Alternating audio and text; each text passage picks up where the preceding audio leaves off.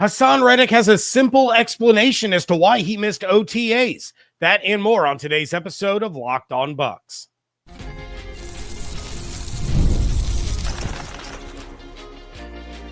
You are Locked On Buccaneers, your daily Tampa Bay Buccaneers podcast.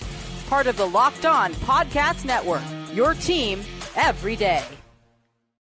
What's up, and welcome into this episode of Locked On Bucs, your daily podcast covering the Tampa Bay Buccaneers, part of the Locked On Podcast Network, your team every day. I want to thank you for making Locked On Bucs your first listen review every day. Don't forget you can subscribe or follow for free on YouTube or wherever you get your podcasts. And, of course, you can follow along on Twitter. I am James Yarcho at JYarcho_Bucs, credentialed member of the media covering your Tampa Bay Buccaneers, here with you at least 3 days a week for the month of June, along with the everydayers. And for that, I want to share my appreciation for your continued support of the show.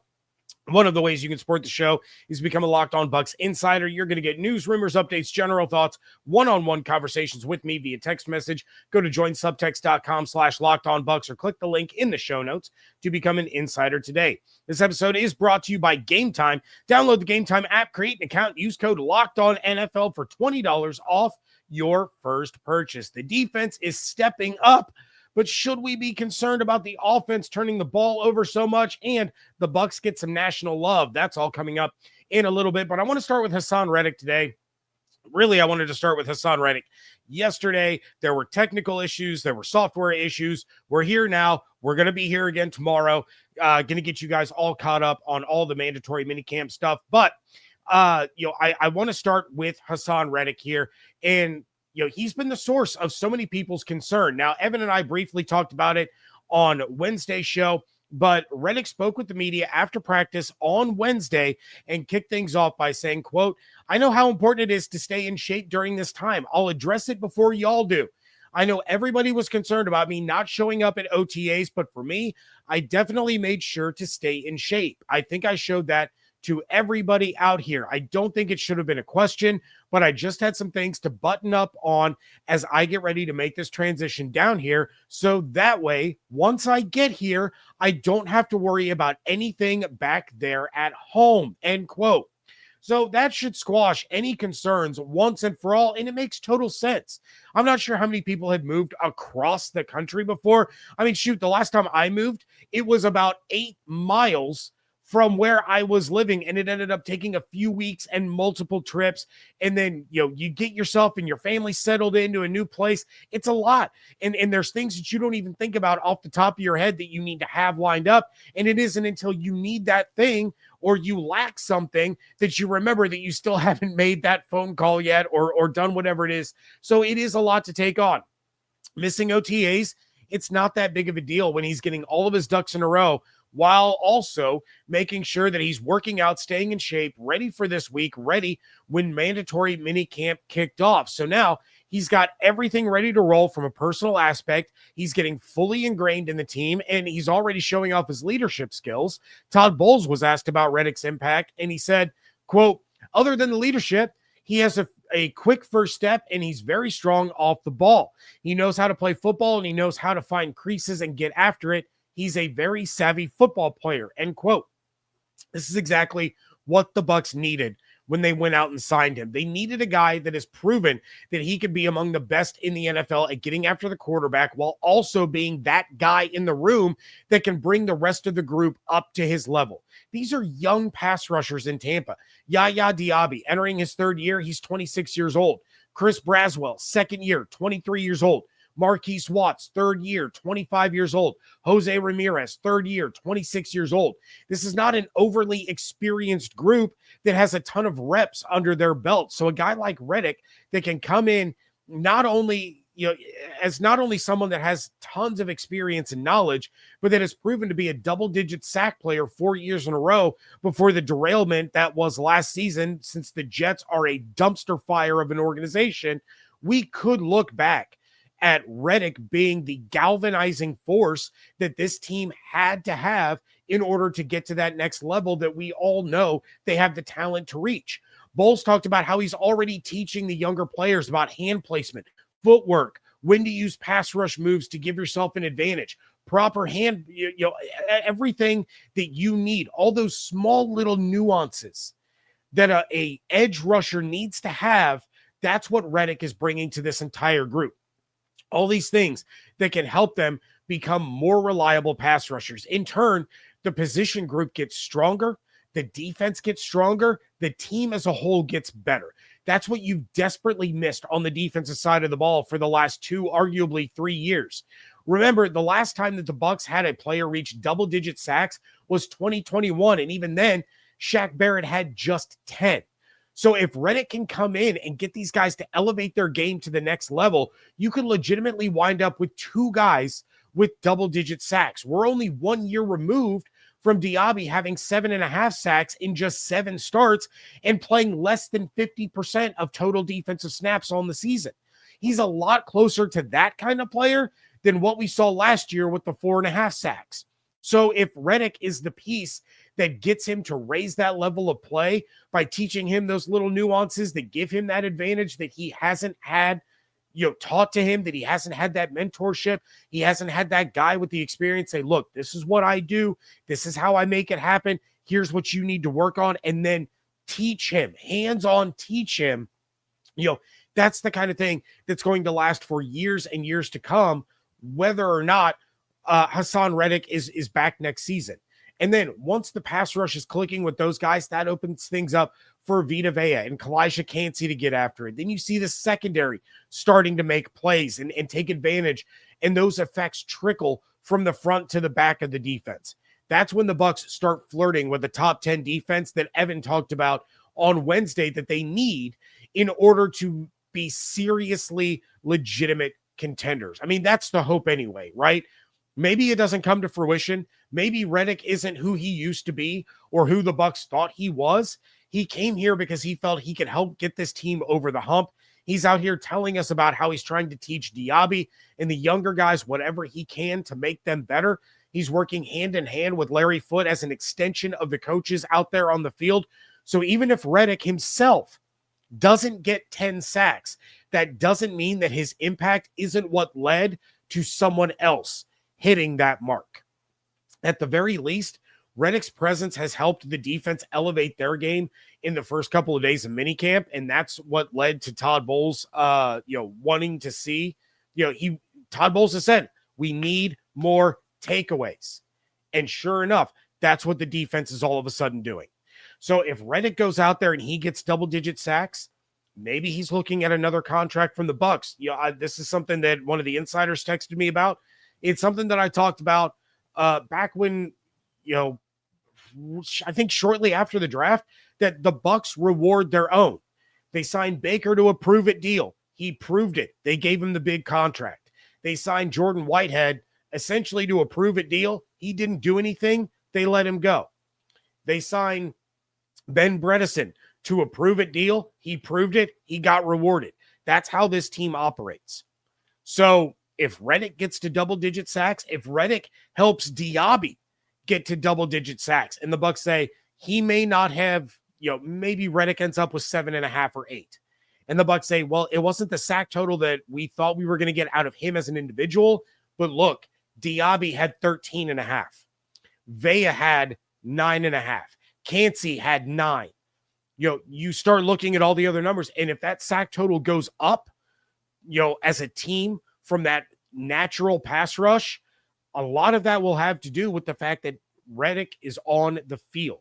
Reddick has that kind of impact because of teams having the game plan for him helping out these younger guys, freeing up other guys to be able to take advantage of one-on-ones. So he could end up with another 1 or a 2 year deal after this year, depending on how everything goes.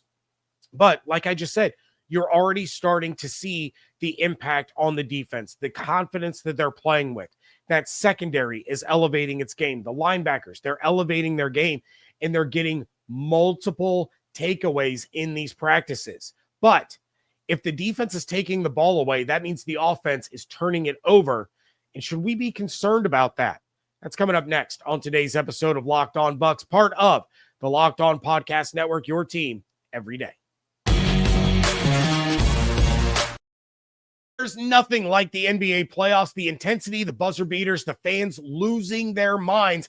It's the kind of atmosphere that you must experience live, and this year's matchups are already delivering. If you want in, Game Time makes it fast and easy to get the seats, even for the biggest playoff games. Prices on the app actually drop closer to tip-off, and with killer last-minute deals, panoramic seat views, and no surprise fees, Game Time is a total game changer. Game Time makes scoring NFL tickets just as easy. You'll find great seats for as low as $100 thanks to exclusive discounts. And with Game Time guarantee, your tickets are 100% authentic, will arrive on time, and you'll always get the best price with fees included. So what you see is what you pay. Take the guesswork out of buying tickets with Game Time. Download the Game Time app, create an account, use code LOCKEDONNFL for $20 off your first purchase. Terms apply. Again, create an account, redeem code LOCKEDONNFL for $20 off. Download the Game Time app today. Last minute tickets, lowest price guaranteed. Thank you again for making Locked On Bucs your first listen review every day. For your second listen, check out Locked On NFL Scouting.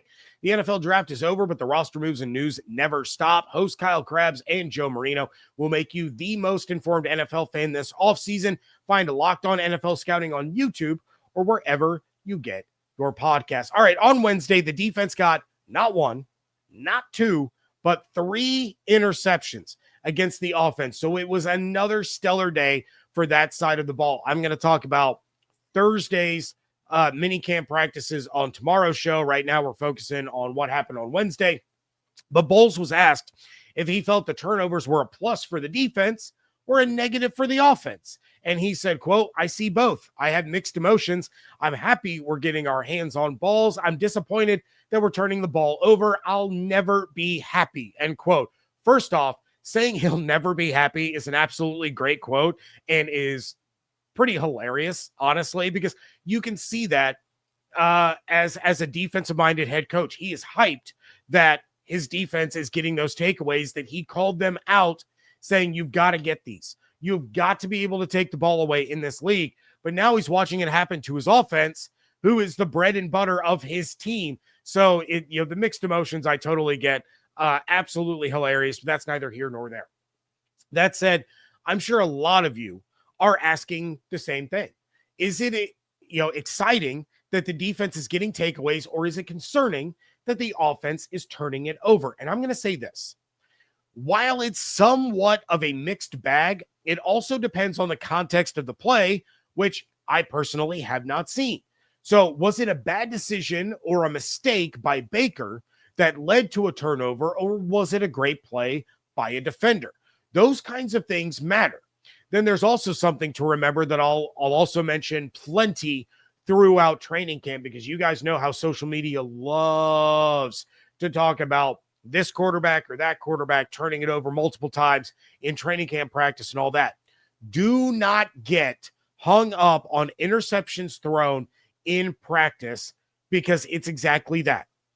Practice. That's all we're talking about here. We're talking about practice. Guys like Baker, they're going to take more risks in practice to test their own limits. We saw it with Jameis Winston too, but Jameis never really translated out of the practice mentality when it came to Sundays. But, guys like Baker, they're going to throw passes to see if it's something that they can pull off, if it's something that the receiver is going to be able to handle, if it's something that needs to be adjusted. They're going to take those risks. And way too often, interceptions are happening in practices and training camp, and people are losing their minds. They immediately think that the quarterback is going to be terrible, that they're making bad decisions, they're losing their edge, nonsense like that. And sure, sometimes they do make bad decisions, or they try to force a throw that they shouldn't. But that's what you want to have happen in those moments. You want your quarterback to take those gambles when there's absolutely nothing at stake, when there's nothing on the line. There is absolutely no ramifications for doing that in practice. There's no real consequence for those throws. You do not want them trying that for the first time in a game in the fourth quarter, down by 4 points, trying to put together a game-winning drive. You want them to work through those decisions and those mistakes and those risks in practice so that if they do have to do it in a fourth quarter on the road, down by 4 with 2 minutes left, they've already worked out the problems. It's going to have a higher probability for success when they have actually worked on those situations, when Baker has tried those particular throws or that particular placement in those situations. Guys love the way the Baker is. In part of who he is, and by the guys that love Baker, I'm talking about the guys in the locker room. His teammates love him. And part of who he is a risk taker. Reddick talked about how much he loves Baker's warrior mentality and approach to the game.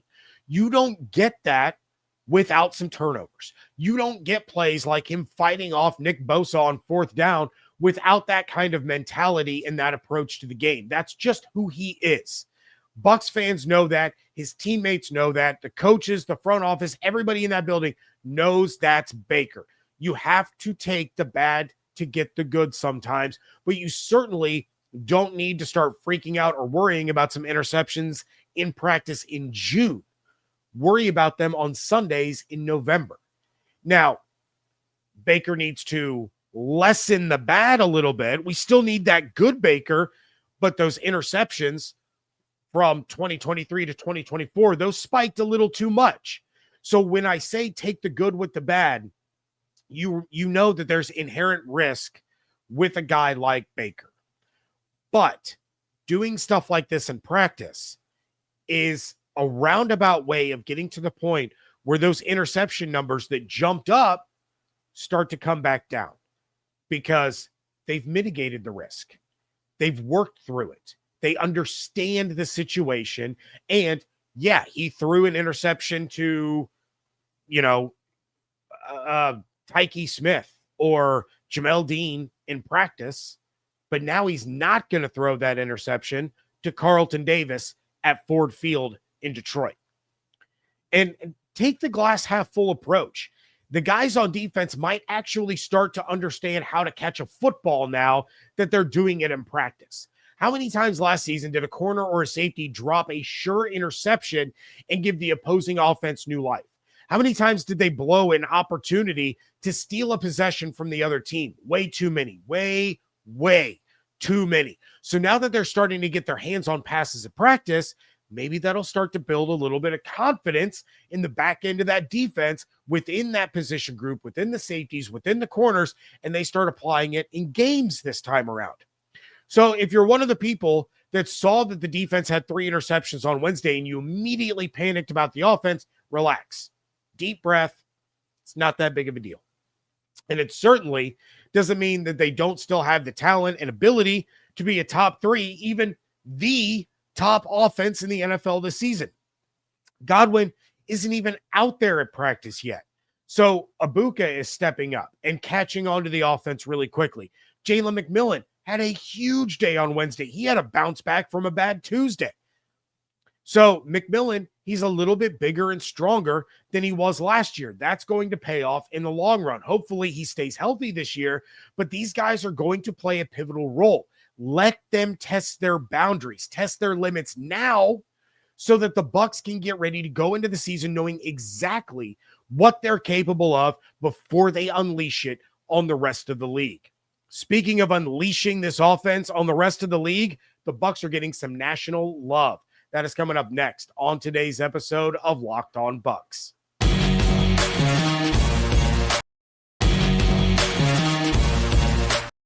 Wrapping things up here on today's episode of Locked On Bucs, and I know you guys love it when I call out national pundits for being stupid or being ignorant and overlooking the Bucs, ignoring them altogether. So it's only fair that when the Bucs get some love, I acknowledge that, and I tell you guys that there really are members of the national NFL media that understand how talented this team can actually be.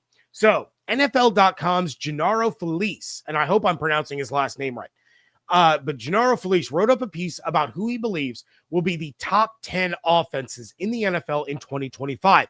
And I got to say, I love how he prefaced this column mentioning that you can quantify the top offense in a lot of different ways. You can go total offense, yards per play, DVOA, EPA, so on and so forth. But Felice said that since the goal of the game is to score the most points, why not predict the top 10 offenses in the NFL based on points per game? What a novel concept. Last year, the Bucs came in fourth in the NFL with 28.6 points per game, behind the Lions, the Bills, and the Ravens. And then the Commanders, Eagles, Packers, Bengals, Vikings, and Chargers rounded out the rest of the top 10. So Felice's prediction for 2025 has the Chiefs at 10. I'm a little surprised by that, but all right, I'll let you do your thing. Bengals at 9, Packers at 8, Eagles at 7, Broncos at 6. Shout out Cody Rourke over there at Locked On Broncos. Lions at 5. Our guy David Harrison, his Commanders are at 4. The Ravens at 3. And then the Buccaneers at number 2, only behind the Buffalo Bills. Felice says, quote, "My colleague Judy Batista listed Baker Mayfield among her dark horse candidates for MVP. Makes plenty of sense to me. I mean, shoot, look at the supporting cast around the 30-year-old quarterback. It starts up front with one of the premier offensive lines in the game. First team All-Pro left tackle Tristan Wirfs is the headliner, but this could be the best starting 5 at this side of Philadelphia.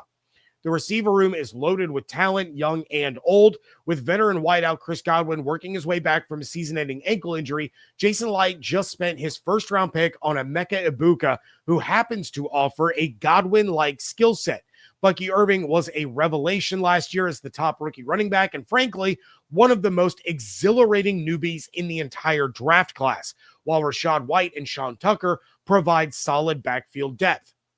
It's all there for Mayfield, who just tied for second in the NFL in touchdown passes while finishing third in passing yards and completion percentage to enjoy an even better season in 2025. The potential fly in the ointment.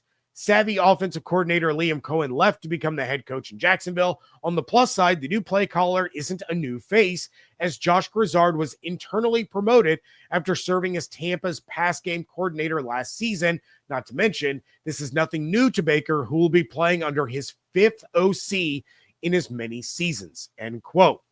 Felice is seeing what we've been talking about all offseason.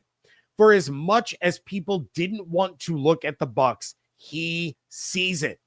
This was a team that, without Godwin, was still racking up points like crazy on a weekly basis over the last 7 weeks of the season in 2024. That the training wheels got taken off of Bucky. McMillan stepped up to be a threat outside of Mike and just exploded with touchdown receptions. That all the tight ends were doing their part when their numbers got called. Now you add Egbuka and Tez to the mix. And like Baldinger said, Felice talked about it, this is one of the few teams in the NFL that has all 5 starting offensive linemen returning. That is such a huge advantage.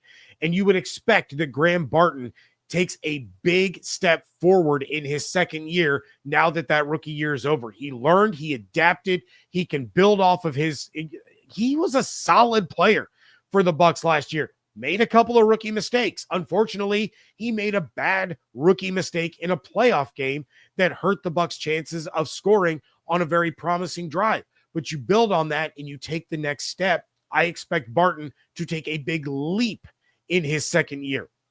But Felice nailed it. It's all going to boil down to Baker Mayfield and what he does with the team that Jason Light has assembled around him. And then Felice mentioned it. I might as well let you know about Judy Batista's mention of Baker Mayfield. So Batista, who is a mainstay on NFL Network, longtime NFL beat reporter, put out her list of dark horse MVP candidates, where she named Baker Mayfield among the guys like Jamar Chase, Jaden Daniels, Saquon Barkley, Jordan Love, Jalen Hurts. And she said, quote, Often overlooked, Mayfield got 2 fifth-place votes last season, but he deserves deeper consideration. The Buccaneers had a top 5 offense in 2024, and Mayfield completed 71.4% of his passes for 4,500 yards and 41 touchdowns. This season, he will throw to receivers Mike Evans, Chris Godwin, Jalen McMillan, and first-round pick Emeka Egbuka. Mayfield will have to overcome 2 things to get more serious consideration. He will have his third play caller in as many seasons with the Buccaneers after Liam Cohen left to become the Jaguars head coach. New offensive coordinator Josh Guzard was the passing game coordinator last year in Tampa. And then there's the fact that the Bucs play in the NFC South, considered one of the weakest divisions in the game. Thus, the schedule might not be littered with marquee matchups, though Tampa does have games against Philadelphia, Detroit, and Buffalo. End quote. I talked about that as well. The Bucs have to find ways to win those marquee games. They have to win in prime time. They have to beat Philly. They have to find ways to win on the road against Buffalo and Detroit. They have got to take advantage of their opportunities here to become a team that no one can ignore anymore. And I told you, I think it would be nearly impossible for Baker to win the MVP unless he is so far ahead of the pack that the voters have absolutely no alternative. But it boils down to being an individual award based off of team success. If the Bucs are not a 13 or 14 win team with a stellar defense to go along with one of the best offenses in the league, he's not going to get any kind of consideration at all. But you know what? That's fine. That's fine. Let Baker lead the top offense in the NFL this season, while guys like Josh Allen, Lamar Jackson, and Joe Burrow get talked about as MVPs. Go ahead. Go ahead. Continue to fuel that fire and add to the size of the chip on Baker's shoulder. There are plenty of guys in that locker room and inside that building that have publicly said that when you disrespect Baker, they feel disrespected as well, and they take it personally. And as we all know, Jason Light keeps his receipts. That's going to do it for this episode. We will be back tomorrow. Again, I apologize for the delay on this one. All kinds of issues popping up when this was going to be recorded, so I apologize for that. But in return, I'm giving you a Saturday episode, so you will be able to hear the rest of my mini camp breakdown and recap. Until then, please check out everything going on Twitter at Locked On Bucs, at @Yarcho_Bucs. We are on TikTok now. That follower count is skyrocketing. Check us out over on TikTok if you are a TikToker at Locked On Bucs. Make sure you are subscribed on YouTube with the notifications turned on, as well as wherever you get your podcasts. Become a Locked On Bucs insider. Go to joinsubtext.com/LockedOnBucs or click the link in the show notes. If you want to support the show, but you don't want to be an insider, go ahead and leave a 5-star review wherever you listen to podcasts. It does help other Buccaneers fans find this show and become part of this great community that we have built. Hope you all have an absolutely outstanding day. Stay safe, stay healthy, fire the cannons. I want to thank you so much for joining me right here on Locked On Bucs, part of the Locked On Podcast Network, your team every day.